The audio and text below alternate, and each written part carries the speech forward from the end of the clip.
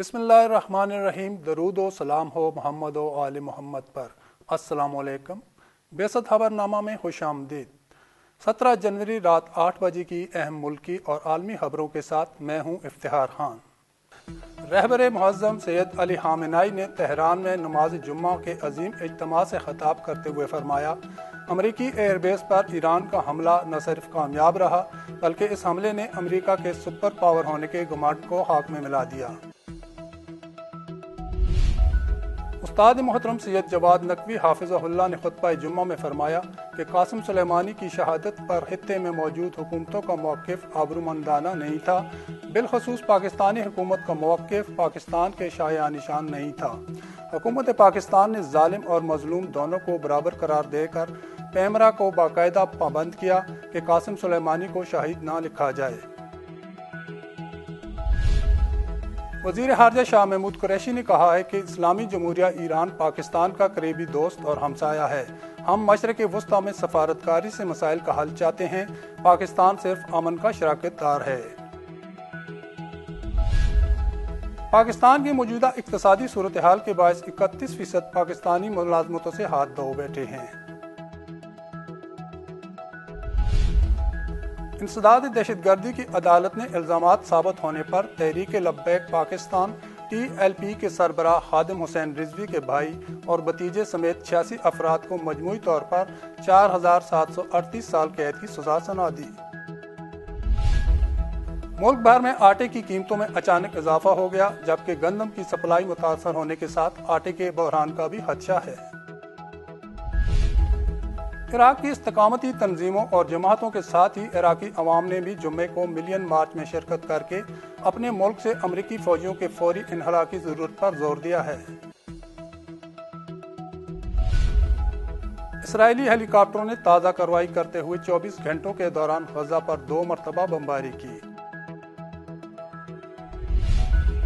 امریکہ نے اعتراف کیا ہے کہ گزشتہ ہفتے عراق میں امریکی فوجی اڈوں پر ایران کے میزائل حملوں میں 11 فوجی زخمی ہوئے۔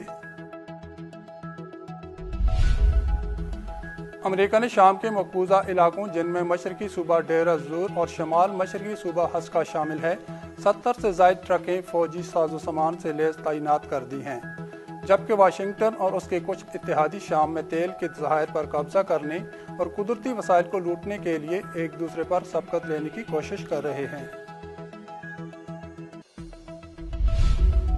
ہندوستان میں قومی شہریتی ترمیمی قانون NRC اور NPR کے خلاف کل ملک کے مختلف حصوں سمیت شاہین باغ، جامعہ ملیہ اسلامیہ، خوریجی اور جعفر آباد میں بھی سخت سردی اور بارش ہونے کے باوجود احتجاج کا سلسلہ جاری رہا اور اس کا دائرہ بڑھ کر ملک کے کونے کونے میں پہنچ گیا ہے۔ بھارت نے چین سے مطالبہ کیا ہے کہ وہ اقوام متحدہ کے سلامتی کونسل اجلاس میں مسئلہ کشمیر اٹھانے سے گریز کرے۔ امریکی اہلکار کی ایک رپورٹ کے مطابق سعودی عرب ریاض میں امریکی فوج کی موجودگی کو چھپانے کے لیے $50 کروڑ دیتا ہے۔ طالبان نے افغانستان میں عارضی جنگ بندی سے متعلق اپنی پیشکش پر مشتمل دستاویزات امریکہ کے حوالے کر دی ہیں۔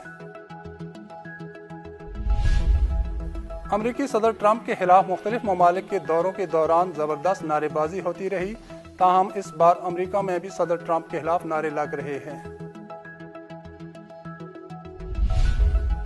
اور فرانس میں پنشن میں اصلاح کے خلاف احتجاجی مظاہروں کا سلسلہ بدستور جاری ہے۔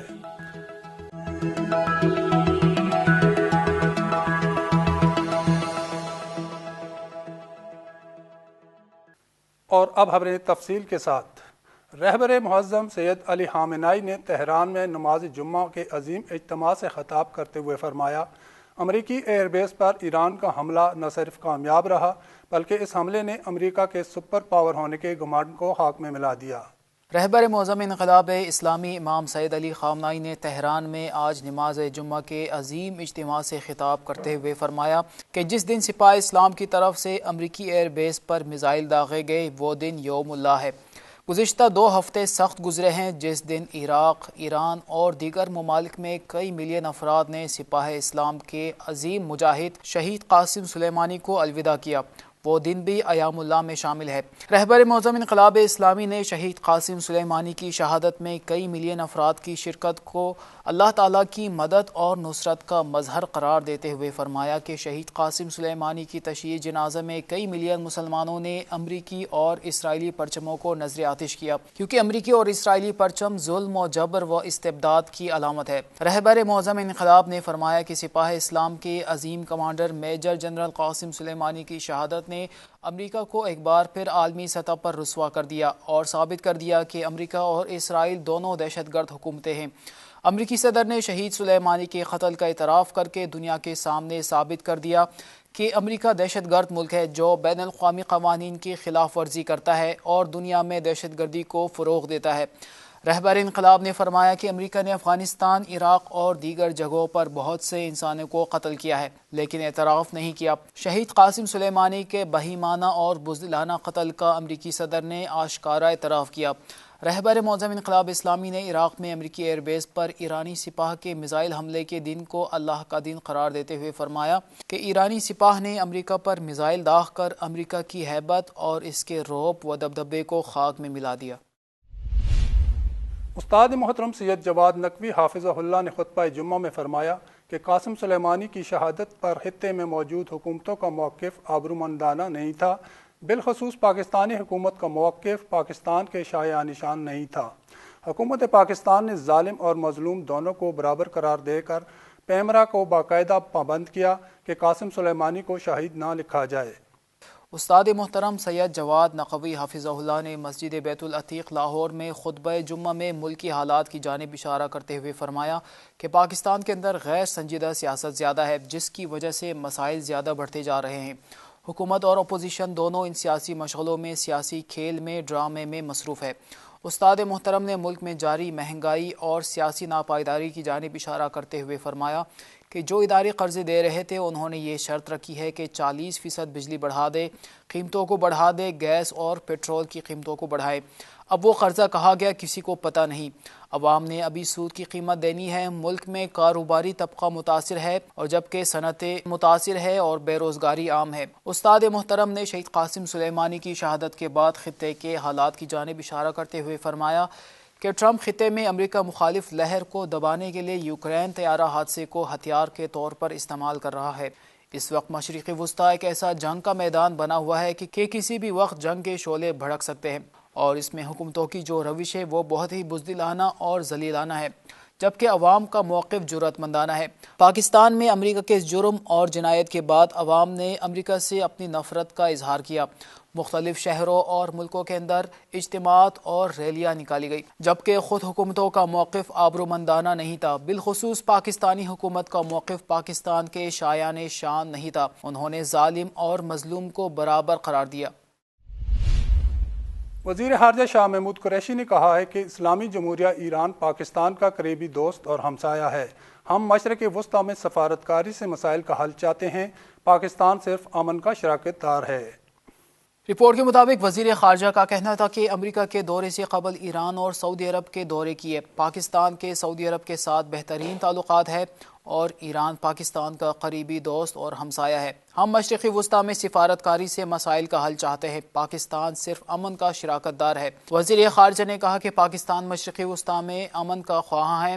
ہم مشرقی وسطی میں سفارتکاری سے مسائل کا حل چاہتے ہیں۔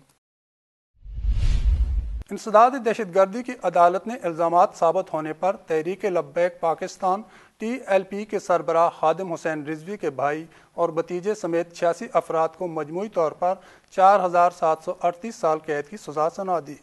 جمعرات کو راولپنڈی کے انسداد دہشت گردی کی عدالت نمبر 1 کے جج شوکت کمال ڈار نے مقدمے کی سماعت کرتے ہوئے رات گئے فیصلہ سنایا، جس کے بعد تمام مجرمان کو جیل منتقل کر دیا گیا۔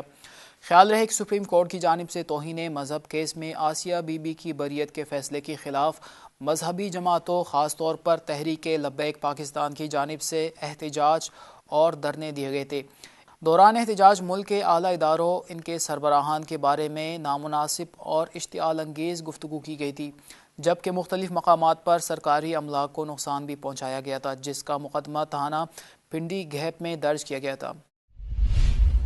ملک بھر میں آٹے کی قیمتوں میں اچانک اضافہ ہو گیا، جبکہ گندم کی سپلائی متاثر ہونے کے ساتھ آٹے کے بحران کا بھی خدشہ ہے۔ صدر ریٹیلرز ایسوسی ایشن کا کہنا ہے کہ فائن آٹا فی کلو 62 روپے میں دستیاب ہے، جبکہ چکی کے آٹے کی قیمت میں بھی 5 سے 6 روپے فی کلو اضافہ کر دیا گیا ہے اور چکی کے آٹے کی فی کلو قیمت 62 سے 70 روپے مقرر کی گئی ہے۔ ڈیلز اوپن مارکیٹ کے مطابق اوپن مارکیٹ میں فی کلو گندم کی قیمت 47 سے بڑھ کر 52 روپے ہو گئی ہے، جبکہ کراچی میں گندم کی بوری 500 روپے مہنگی ہونے کے بعد 100 کلو گندم کی بوری 500 کلو کی ہو گئی ہے۔ عراق کی استقامتی تنظیموں اور جماعتوں کے ساتھ ہی عراقی عوام نے بھی جمعے کو ملین مارچ میں شرکت کر کے اپنے ملک سے امریکی فوجیوں کے فوری انخلاء کی ضرورت پر زور دیا ہے۔ عراق میں امریکہ مخالف ملین مارچ کی اپیل مقتدر صدر نے کی تھی، جس کی عراق کی سبھی استقامتی تنظیموں اور سیاسی جماعتوں نے حمایت کی تھی۔ عراق کے سبھی اہم شیعہ اور سنی سیاسی رہنماؤں اور استقامتی تنظیموں کے سربراہوں نے عوام سے اپیل کی تھی کہ امریکہ مخالف ملین مارچ میں بھرپور شرکت کر کے امریکہ پر ثابت کریں کہ اس کے مقابلے میں پوری عراقی قوم متحد ہے۔ عراق کی سبھی سیاسی جماعتوں، پارلیمانی دھڑوں، حشد الشعبی، عصائب اہل الحق اور حزب اللہ عراق سمیت سبھی استقامتی تنظیموں کی جانب سے حمایت اور عوام کی بھرپور شرکت نے ثابت کر دیا کہ امریکی فوج کی غاصبانہ موجودگی کی مخالفت پر عراقی عوام میں اتفاق پایا جاتا ہے۔ اسرائیلی ہیلی کاپٹروں نے تازہ کارروائی کرتے ہوئے 24 گھنٹوں کے دوران غزہ پر 2 مرتبہ بمباری کی۔ اطلاعات کے مطابق اسرائیلی ہیلی کاپٹروں نے غزہ کی پٹی کے شمالی حصے میں بمباری کی، جس میں کامبیٹ ہیلی کاپٹروں نے حماس کے ٹھکانوں کو نشانہ بنایا۔ اسرائیل نے دعویٰ کیا ہے کہ حملے اس وقت کیے گئے جب غزہ کی طرف سے بارودی مواد سے بھرے غبارے اسرائیلی علاقے کی طرف اڑ گئے۔ اس کے علاوہ بدھ کی رات گئے بھی اسرائیلی جنگی طیاروں نے غزہ کی پٹی پر بمباری کی، جس میں شمال کے کئی علاقوں اور شمال مغرب کے ساحلی انکلیو کو نشانہ بنایا گیا۔ فلسطینی میڈیا کا کہنا ہے کہ اسرائیلی طیاروں نے ایک حملے میں حماس کو نشانہ بنایا، جبکہ ایک اور حملے میں شمالی غزہ کو نشانے پر رکھا گیا۔ امریکہ نے اعتراف کیا ہے کہ گزشتہ ہفتے عراق میں امریکی فوجی اڈوں پر ایران کے میزائل حملوں میں 11 فوجی زخمی ہوئے۔ امریکی سینٹرل کمانڈ کے ترجمان کے بیان کے مطابق 8 جنوری کو عراق میں امریکی فوجی اڈوں پر ایران نے میزائل حملے کیے تھے، جن میں 11 امریکی فوجی زخمی ہوئے۔ واضح ہے کہ اس سے پہلے پینٹاگون نے کہا تھا کہ ان حملوں کے نتیجے میں کسی بھی امریکی فوجی کو خراش نہیں آیا، لیکن اب فوجیوں کے زخمی ہونے کی تصدیق کی ہے۔ زخمی اہلکاروں کو علاج کے لیے عراق کے الاسد ایئر بیس سے کویت اور جرمنی منتقل کیا گیا۔ صحت یاب ہونے کے بعد انہیں واپس عراق میں تعینات کیا جائے گا۔ امریکہ نے شام کے مقبوضہ علاقوں، جن میں مشرقی صوبہ دیر الزور اور شمال مشرقی صوبہ حسکہ شامل ہے، 70 سے زائد ٹرکیں فوجی ساز و سامان سے لیس تعینات کر دی ہیں، جبکہ واشنگٹن اور اس کے کچھ اتحادی شام میں تیل کے ذخائر پر قبضہ کرنے اور قدرتی وسائل کو لوٹنے کے لیے ایک دوسرے پر سبقت لینے کی کوشش کر رہے ہیں۔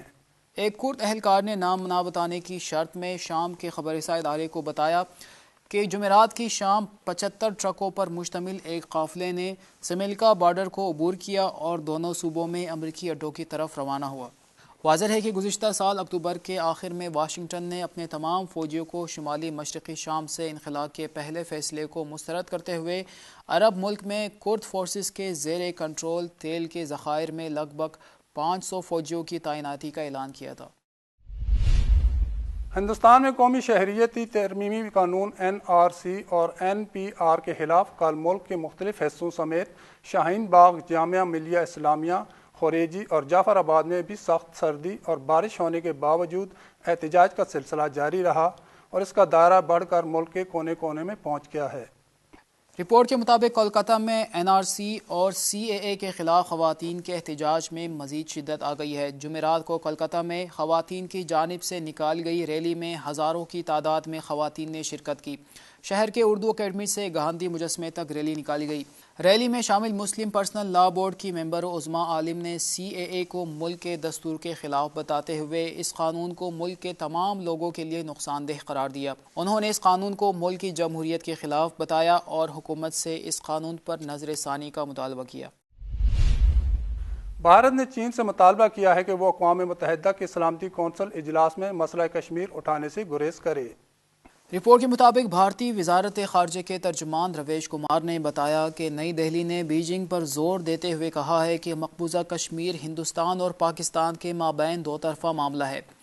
واضح ہے کہ بھارت کا موجودہ مطالبہ اسے وقت میں سامنے آیا ہے کہ جب چین نے مقبوضہ کشمیر میں اقوام متحدہ کی سلامتی کونسل کے مبصر مشن سے نظر ثانی کی درخواست کی ہے۔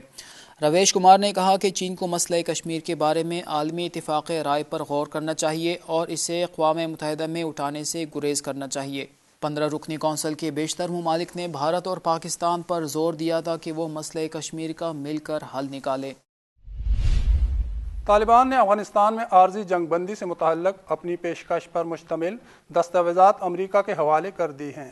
سینئر طالبان رہنما نے نام نہ بتانے کی شرط پر بتایا ہے کہ جنگ بندی کی یہ پیشکش 7 دن یا 10 دن کی ہوگی۔ طالبان کی جانب سے جنگ بندی کی اس پیشکش کو افغانستان میں امن معاہدے کی راہ ہموار ہونے کے طور پر دیکھا جا رہا ہے، جس کے ذریعے امریکہ افغانستان کی 18 سال سے زائد طویل جنگ ختم کر کے اپنے 13,000 سے زائد فوجیوں کو واپس امریکہ لے جا سکتا ہے۔ رپورٹ کے مطابق طالبان کی جانب سے جنگ بندی کی اپنی پیشکش پر مشتمل تحریری دستاویزات گزشتہ دنوں زلمے خلیل زاد کے دورہ قطر کے دوران دی گئی تھی۔ اور فرانس میں پینشن میں اصلاح کے خلاف احتجاجی مظاہروں کا سلسلہ بدستور جاری ہے۔ سپوتنی کی رپورٹ کے مطابق فرانس میں پینشن میں اصلاح کے خلاف احتجاجی مظاہرے جاری ہے۔ اس سلسلے میں تقریباً 1,87,000 افراد نے فرانس کے مختلف علاقوں میں احتجاجی مظاہروں میں حصہ لیا۔ فیگارو اخبار نے وزارت داخلہ کے حوالے سے جمعرات کو اپنی رپورٹ میں کہا کہ تقریباً 23,000 افراد پینشن میں اصلاح کے تئیں اپنی ناراضگی ظاہر کرنے کے لیے دارالحکومت کی سڑکوں پر اترے، جبکہ ایک اور رپورٹ کے مطابق پیرس میں ہوئے مظاہروں میں 2.5 لاکھ افراد شامل ہوئے۔ واضح ہے کہ فرانس کی سڑکوں پر مظاہرے کرنے والے لوگ سرمایہ دارانہ نظام اور فرانسیسی صدر ایمینوئل میکرون کے خلاف شدید نعرے لگا رہے تھے۔ اب تک کے لیے اتنا ہی، اگلے خبر نامے تک کے لیے اجازت دیجیے۔ دیکھتے رہیے بعثت تعلیمی ٹی وی چینل۔ اللہ حافظ۔